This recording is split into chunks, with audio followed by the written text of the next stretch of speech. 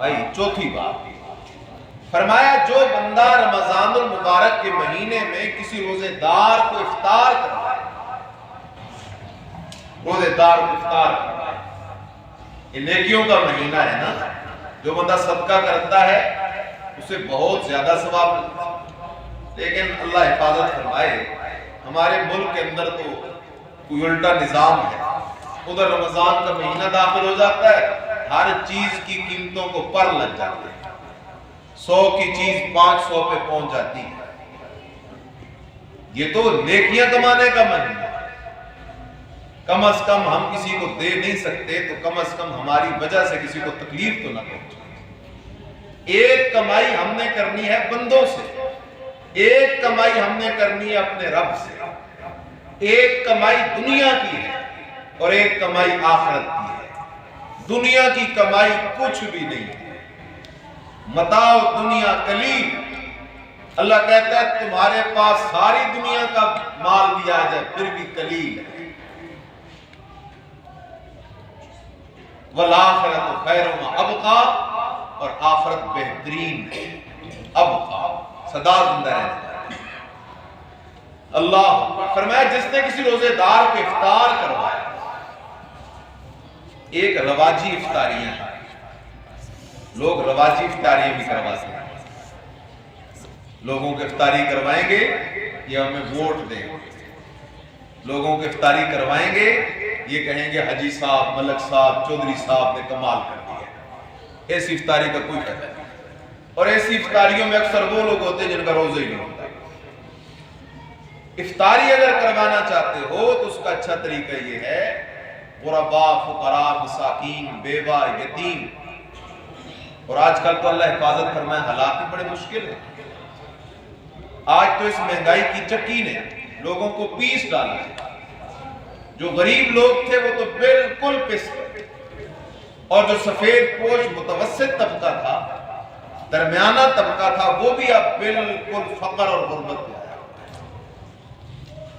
तो इस दौर में हमारा फर्ज बनता है हम अपने मोहल्लों में, इर्द गिर्द में देखें कि वहां पर कौन लोग हैं रोजेदार हैं और उनके पास इफ्तारी का बंदोबस्त नहीं है। आज जो हालात चल रहे हैं, अभी मैं आ रहा था रास्ते में तो आटे का जो तोड़ा मिला करता था मेरे ख्याल 700 में 10 किलो का, एक दिन में वो 700 से 1200 पे चला गया। एक दिन 2000 रुपया फी मन कीमत आटे की एक दिन में ज्यादा हो गया। जिसको अल्लाह ने दिया है, घर में मौजूद है, उसमें तो अल्लाह का फजल है। लेकिन जिस गरीब ने खरीदना है वो क्या करेगा? इसलिए ये मौका है आखिरत के अंदर अपने लिए कुछ कमाई करना। अल्लाह ने जो माल दिया है छोड़ के चले जाएंगे, उस माल को जितना हो सके इन रमजान की बरकत वाली घड़ियों के अंदर उन लोगों तक हम पहुंचाएं जो लोग रोजे रखने वाले हैं लेकिन उनके पास कोई बंदोबस्त नहीं। आप अलैहिस्सलाम ने फरमाया, जो बंदा किसी रोजेदार को इफ्तारी करवाए अल्लाह उसे 3 इनाम देता है। नंबर 1, उसकी जिंदगी में जितने सगीरा गुनाह हुए हैं सारे गुनाह अल्लाह माफ करता है। कबीरा नहीं, कबीरा गुनाह अगर हुकूकुल्लाह से है वो तब माफ होंगे कि इस्तिग़फ़ार की जाए। तौबा बगैर इस्तिग़फ़ार के कबीरा गुनाह माफ नहीं होता। और अगर वो हुकूकुल इबाद से है, बंदों के हक, उसके 2 तरीके हैं। नंबर 1, या तो उनका हक अदा कर दो। मेरे पास किसी की जमीन है, मैं वो जमीन दबा के बैठा हूँ, पैसे दबा के बैठा हूँ, और मैं बैतुल्लाह में जाके तो अल्लाह मुझे माफ कर, माफ कर, माफ कर, माफ कर। अल्लाह ऐसे नहीं माफ कर। उस बंदे को उसका हक वापस कर। नंबर 2, अगर तुम हक वापस नहीं कर सकते तो उस बंदे के पांव पकड़ लो, भाई मैं तेरा हक देने से अब कासिर हूं, बेबस हूं, तू अल्लाह के लिए मुझे मुआफ कर दे। वो मुआफ कर दे, जान छूट जाएगी। लेकिन अगर तुमने हक अदा भी ना किया और उस हकदार ने हक मुआफ भी नहीं किया तो क़यामत का दिन बड़ा मुश्किल है। हदीस पाक में आता है क़यामत के दिन एक बंदा अल्लाह के दरबार में आएगा और उसकी नेकियों का ढेर लगा होगा, बड़ी नेकियां। अल्लाह उसे कहेगा ये तेरी नेकियां हैं। ये बंदा बड़ा खुश होगा। अल्लाह कहेगा ठहर, कुछ हिसाब रहता है। कुछ लोग हैं जिनका तूने दुनिया में हक दबाया है, आज उनको उनका हक वापस कर। लोग आ जाएंगे जिनका हक दबाया, जिनके साथ ज्यादती की, अल्लाह कहेगा हाँ इनको इनका हक वापस कर, इसको पैसे देने हैं, इसको जमीन देनी है, इसको फलां देना है। ये कहेगा अल्लाह मेरे पास तो कुछ नहीं। अल्लाह फरिश्तों को हुक्म करेगा इसकी जो नेकियां पड़ी हुई हैं वो नेकियां उठा के लोगों को देना शुरू कर। और उस दिन एक नेकी की इतनी कीमत होगी कि माँ बेटे से भाग रही होगी, बेटा माँ से भाग रहा होगा। नेकियां इसकी तकसीम होना शुरू हो जाएंगी। हाँ, जब नेकियां इसकी खत्म हो जाएंगी लोग फिर भी खड़े होंगे, क्योंकि ज्यादतियां लोगों के साथ की। अब अल्लाह हुक्म करेगा कि लोगों के गुनाह इस पर डालने शुरू हो जाएंगे, लोगों के गुनाह इस पर डाले जाएंगे। आखिर ये बदनसीब बंदा लोगों के गुनाह उठा के जहन्नुम में चले जाएगा। इसलिए अर्ज कर रहा हूं, सगीरा गुनाह माफ, एक इनाम। दूसरा इनाम फरमाया उस बंदे को अल्लाह पाक रोजेदार को इफ्तार करवाने की वजह से अल्लाह पाक उस बंदे को जहन्नुम से निजात दे देता है। और तीसरा इनाम फरमाया, तीसरा इनाम यह है उस रोजेदार ने जो रोजा रखा है, अल्लाह पाक जितना सवाब उस रोजेदार को देता है उतना ही सवाब इफ्तारी करवाने वाले को भी देता है। ने कमाल की बात है। अब बात तो परेशानी की है दरमियान में थोड़ी सी, भाई उस बंदे ने सुबह से लेकर शाम तक रोजा रखा और हमने उसको सिर्फ इफ्तारी करवाई, जितना सवाब उसका उतना सवाब हमारा, तो क्या उस रोजेदार का सवाब कम तो नहीं होगा? नबी अलैहिस्सलाम ने फरमाया नहीं होगा, उसको भी अल्लाह पूरा सवाब देगा और इफ्तारी करवाने वाले को भी अल्लाह पूरा सवाब देगा। इसलिए ये बहुत अजमत वाला है। और आप इस्लाम ने फरमाया शहरुन युज़ादु फीहि रिज़्कुल मुमिन, सुभान अल्लाह। फरमाया ये ऐसा महीना है जिस महीने में अल्लाह ईमान वालों के रिज़्क को ज्यादा कर देता है। रमजान में बंदा जो कुछ खाता है, जो नेमतें अल्लाह देता है, बाकी 11 महीनों में अगर कोशिश करो बंदा तब भी वो चीजें नहीं हासिल कर सकता, एहतमाम नहीं कर सकता। रमजान मुबारक में अल्लाह अपने खजाने खोल देता है, नेक लोगों को अल्लाह इस बात की तरफ लगा देता है। और ज़िम्नन चलते चलते बात कहूं, ये जो मसला है ना फितराने का, फितराना जो देना होता है, ये भी हमारे यहाँ रवाज बन गया। लोग आखिरी दिनों में जाके फितराना देते हैं। अगरचे फितराना आखिरी दिनों में भी अदा होता है, लेकिन जैसे ही रमजान शुरू हो जाए फितराना शुरू कर देना चाहिए, दे देना चाहिए। नंबर 1, उस फितराने से लोग अपने कोई सौदा सलफ ले आएंगे। और नंबर 2, अगर तुम किसी को फितराना दोगे तो अपने बच्चों के लिए कोई कपड़े बना लेंगे, कोई जूते खरीद लेंगे, कोई इंतजाम कर लेंगे। हमारे यहाँ जो रवाज बना हुआ है, ईद के दिन या ईद से पहले दिन शाम को फितराना दिया जाता है, उससे बेहतर यह है कि हम पहले फितराना अदा करें ताकि लोगों को कोई फायदा हो जाए, फितराना भी अदा हो जाएगा। इसलिए फरमाया शहरुन युज़ादु फीहि रिज़्कुल मुमिन, ऐसा महीना है जिसके अंदर मोमिन का रिज़्क अल्लाह की जानिब से बढ़ा दिया जाता है। और फरमाया अव्वलुहु रहमतुन व औसतुहु मग़फ़िरतुन, इस महीने का पहला अशरा वो रहमत का अशरा है, इस महीने का दूसरा अशरा वो मग़फ़िरत का अशरा है, और इस महीने का तीसरा अशरा वो जहन्नुम से निजात का अशरा है। और भी हदीस में बेशुमार फज़ाइल हैं रमज़ान मुबारक के। आप इस्लाम ने फरमाया जन्नत के जो 8 दरवाजे हैं उनमें से एक दरवाजा है युक़ाल लहु रय्यान, उसका नाम रय्यान है। और जन्नत का वो 8वां दरवाजा खुला होगा क़यामत के दिन, और वो दरवाजा आवाज लगा रहा होगा, उस पे दरबान खड़े होंगे, दरवाजे पे फरिश्ते खड़े होंगे, वो आवाज लगा रहे होंगे और कह रहे होंगे ऐन साइमून ऐन साइमून, किधर है रोजेदार, किधर है रोजेदार। रोजेदार भाग भाग के जाएंगे, उस दरवाजे से जन्नत में दाखिल होते जाएंगे। जैसे ही सारे रोजेदार उस दरवाजे से जन्नत में दाखिल हो जाएंगे, वो दरवाजा बंद कर दिया जाएगा। आखिरी जुमला, लेकिन ख्याल करना روزے دار دو قسم ہیں، ایک وہ روزے دار ہے جس کا روزہ اللہ کے ہاں قبول ہے، لیلۃ القدر میں عبادت کرے اتنا ثواب ملے گا کہ 1000 مہینوں کی عبادت سے افضل، نفل پڑھے فرض کا ثواب، فرض پڑھے 70 فرضوں کا ثواب، روزہ افطار کروائے 3 انعام ہیں۔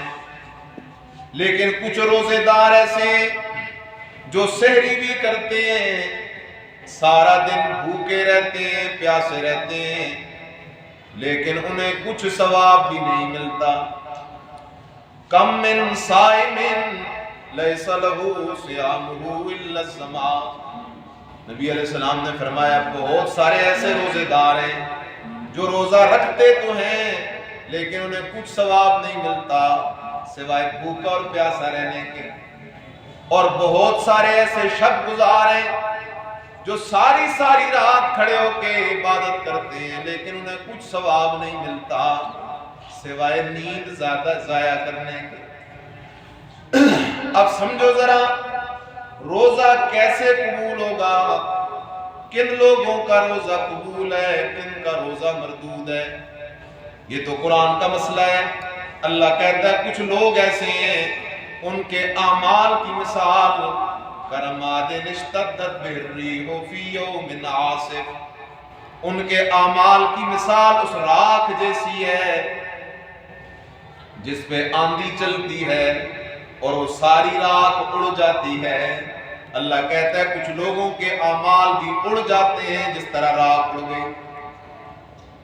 کچھ لوگوں کے اعمال کی مثال اللہ دوسرے مقام پہ کہتا ہے ایسی ہے جس طرح کہ ایک چٹان ہو، چٹان کے اوپر غبار پڑی ہو، گرد پڑی ہو، زور کی بارش آئے وہ ساری گرد و غبار اس چٹان سے چلی جاتی ہے۔ کچھ لوگوں کے اعمال بھی غبار کی طرح ضائع ہو جاتے ہیں۔ اسی طرح فرمایا کچھ لوگوں کے اعمال کی مثال کا سراب ریگستان جیسی ہے۔ ریگستان دور سے دیکھو ریت چمکتی ہے، بندہ سمجھتا ہے پانی ہے، وہاں قریب جاؤ تو پانی نہیں ہوتا، گرم ریت ہوتی ہے۔ اور اس کا تجربہ کبھی کبھی موٹر وے پہ بھی ہوتا ہے، گرمیوں میں سفر کرو نا تو موٹر وے دور سے روڈ چمک رہا ہوتا ہے، بندہ سمجھتا ہے کہ آگے کوئی پانی ہے لیکن آگے پانی تو نہیں ہوتا، گرم روڈ ہوتا ہے۔ کچھ لوگوں کے اعمال کی مثال اللہ کہتا ہے اس طرح ہے، وہ سمجھتے ہیں کہ یہ نماز روزہ حج زکوٰۃ ہمیں فائدہ دے گا لیکن کچھ بھی فائدہ نہیں۔ اب سوال ہے روزہ کیسے قبول ہوگا؟ آؤ حدیث پڑھ کے بس کرتے ہیں۔ آپ علیہ السلام نے فرمایا من صام رمضان ایمانا و احتسابا غفر له ما تقدم من ذنبه، نبی علیہ السلام نے فرمایا جس بندے نے روزہ رکھا اس حال میں ایماناً اس کے عقیدے میں شرک نہ ہو، عقیدے میں شرک نہ ہو۔ من صام رمضان ایماناً، روزہ رکھا ایمان کی حالت میں، اور ایمان یہ ہے وَلَن نُشْرِكَ بِرَبِّنَا أَحَدًا، ایمان یہ ہے کہ اللہ کے ساتھ کسی کو شریک نہیں کرنا۔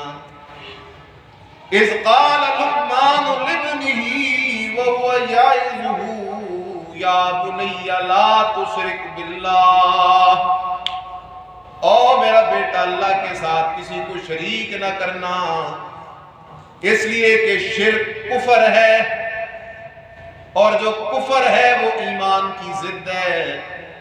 اب شرک ہے کیا؟ اللہ کی صفت کسی مخلوق میں ماننا شرک ہے، اللہ کی عبادت کسی مخلوق کے لیے کرنا شرک ہے، اللہ کی صفت کسی مخلوق میں ماننا شرک ہے، عالم الغیب ہونا اللہ کی صفت، حاضر و ناظر ہونا اللہ کی صفت، غیب دان ہونا اللہ کی صفت، نفع نقصان کا مالک ہونا اللہ کی صفت، اولاد دینے والا ہونا اللہ کی صفت، بارشیں برسانے والا ہونا اللہ کی صفت، خالق مالک رازق داتا دستگیر گنج بخش ہونا میرے اللہ کی صفتیں ہیں۔ یہ صفت کسی مخلوق میں ماننا شرک کہلائے گا۔ اسی طرح ما فوق الاسباب سننا میرے اللہ کی صفت ہے۔ اگر کوئی بندہ یہ عقیدہ رکھے قبر میں پڑا ہوا میت میری بات کو سنتا ہے، ایک یہ عقیدہ ہے اللہ چاہے تو سنا دے، یہ بالکل ٹھیک ہے، اس میں کوئی خرابی نہیں ہے۔ لیکن ایک یہ عقیدہ ہے قبر میں پڑا مردہ میری سنتا ہے جیسے زندہ سنتا ہے۔ عادتاً سمائے میت کا عقیدہ رکھنا یہ شرکیہ عقیدہ ہے، اور جس کے عقیدے میں شرک ہو اس کا روزہ نہیں ہے۔ شرک یہ ہے کہ اللہ کی عبادت کسی اور کے لیے کرے، سجدہ عبادت، رکوع عبادت، طواف عبادت، نظر عبادت، نیاز عبادت، منت عبادت، منوت عبادت، چڑھاوا عبادت، غائبانہ پکارنا عبادت ہے۔ ان عبادتوں میں سے کوئی عبادت کسی اور کے لیے کرے گا تو شرک ہو جائے گا۔ قبر کو سجدہ کرے تو شرک ہو جائے گا، قبر کو رکوع کرے تو شرک ہو جائے گا، قبر کا طواف کرے تو شرک ہو جائے گا، قبر والے کے نام پہ نظر نیاز دے تو شرک ہو جائے گا۔ کیونکہ سارے فقہاء نے لکھا النظر عبادت والعبادت لغیر اللہ تعالی کفر، نظر عبادت ہے اور غیر اللہ کے لیے عبادت کرنا یہ کفر ہے۔ عقیدے میں شرک ہے تو کوئی روزہ نہیں ہے۔ یہاں بھی سمجھ لو تو آسان ہے، روزہ عبادت ہے، لیکن ہم روزہ کس کے لیے رکھتے ہیں؟ صرف اللہ ہی کے لیے۔ اگر کوئی کسی نبی ولی پیر فقیر کے نام پہ روزہ رکھے، اس کے لیے روزہ رکھے، تو گویا کہ اس نے اس کی عبادت کی ہے، شرک ہو جائے۔ نمبر 2 احتساباً، روزہ رکھو ثواب کی نیت سے، عادتاً نہیں۔ ایک ہوتا ہے ثواب والا روزہ اور ایک ہوتا ہے عادت والا روزہ۔ صبح اٹھ کے سحری کر لی، سارا دن بھوکا پیاسا رہا، لیکن نیت ہے ہی کوئی نہیں، اللہ سے رابطہ ہے ہی کوئی نہیں، میں عبادت کرنا ہوں۔ اسی طرح سود کا کام کر رہا ہے، اسی طرح جھوٹی قسمیں اٹھا رہا ہے، نماز نہیں پڑھ رہا، غیبت کر رہا ہے، سارا دن دو نمبریاں کر رہا ہے، ایسا روزہ کوئی روزہ نہیں۔ حدیث پاک میں نبی علیہ السلام نے فرمایا ہے جو بندہ روزہ رکھتا ہے لیکن روزے کا ادب نہیں کرتا، سارا دن وہ غلط کام کرتا رہتا ہے، تو اللہ تعالیٰ کو ایسے روزوں کی کوئی ضرورت نہیں۔ احتساب، صبح سے روزہ رکھو شام تک۔ اصطلاح میں تو روزہ نام ہے کھانے پینے اور جماع سے روزہ، کھانا بھی بند، پینا بھی بند، بیوی کے حقوق بھی بند ہے۔ لیکن اگر روزہ قبول کروانا چاہتے ہیں تو آنکھ کا بھی روزہ ہے، کان کا بھی روزہ ہے، زبان کا بھی روزہ ہے، ہاتھوں کا بھی روزہ ہے، پاؤں کا بھی روزہ ہے۔ پاؤں کا روزہ یہ ہے کہ غلط جگہ مت جاؤ، ہاتھوں کا روزہ یہ ہے کہ غلط استعمال مت کرو، کانوں کا روزہ یہ ہے کہ غلط بات مت سنو۔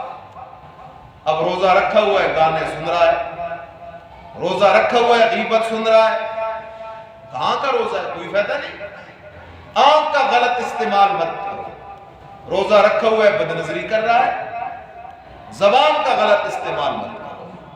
لیکن اگر ہم آنکھ، زبان، کان، ہاتھ، پاؤں کو سارا دن غلط استعمال کریں اور ہم کہیں کہ ہمیں روزے کا ثواب مل جائے گا، یہ خام خیالی ہے، اس طرح اللہ ثواب نہیں دیتا۔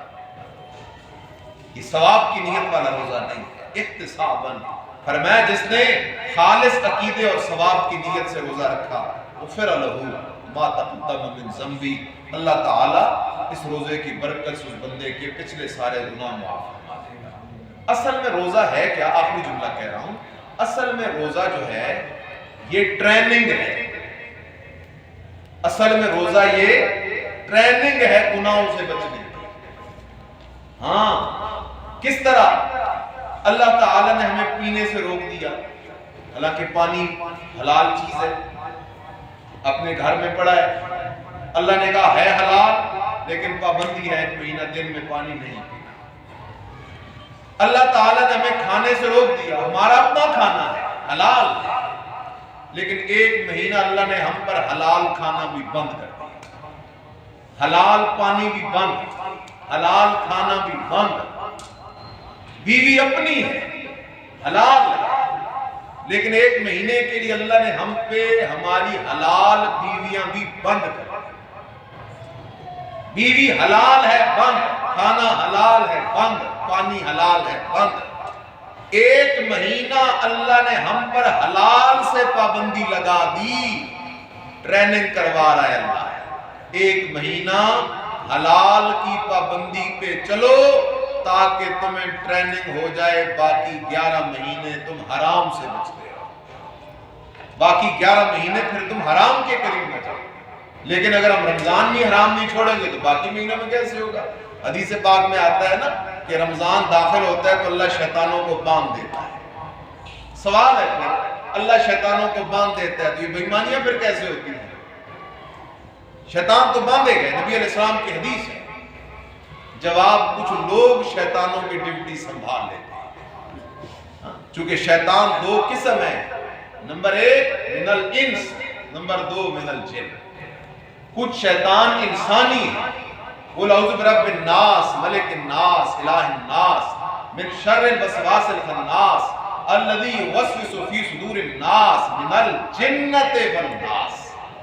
کچھ شیطان ہے جنات سے، وہ تو اللہ ان کو بند کر دیتا ہے، اور کچھ شیطان ہیں، چونکہ شیطان کا معنی ہے شرارتی، کچھ شرارتی ہیں انسانوں میں سے، تو انسانوں میں جو شرارتی ہیں وہ باز نہیں آتے، وہ اپنی حرکتیں نہیں چھوڑتے، حالانکہ اللہ جنات جو شیاطین ان کو بند کر دیتے ہیں۔ تو اس لیے بڑا قیمتی مہینہ ہے، اللہ تعالیٰ مجھے آپ سب کو اس مہینے کے ادب اور اس کے اندر بڑھ چڑھ کے ڈٹ کے نیکیاں کرنے کی توفیق نصیب فرمائے۔ کیا پتہ یہ زندگی کا آخری رمضان ہو، زندگی کا تو پتہ نہیں چلتا بھائی، کل صبح بھی ہوگی نہیں ہوگی، اللہ کرے ہمیں یہ رحمت والا مہینہ نصیب ہو جائے۔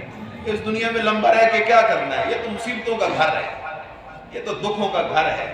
اللہ کرے ایمان کی حالت میں دنیا سے چلے جائیں تو آخرت میں پھر مزے ہی مزے ہیں، وہاں بڑی آسانیاں ہیں۔ یہ دنیا تو مصیبتوں کا گھر ہے، مومن کے لیے قید خانہ ہے، یہ مزے کی جگہ نہیں ہے دنیا، یہ پریشانیوں کی جگہ ہے، یہ عارضی ٹھکانہ ہے۔ اللہ کرے اللہ تعالی ہمیں اس رمضان کے مہینے میں بڑھ چڑھ کے ڈٹ کے باتوں کی توفیق نصیب فرمائے، اور اللہ تعالی ہماری باتوں کو اپنے فضل سے قبول و منظور فرمائے۔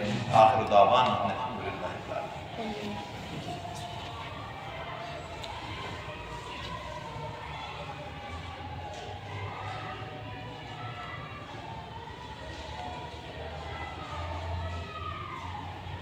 آمین۔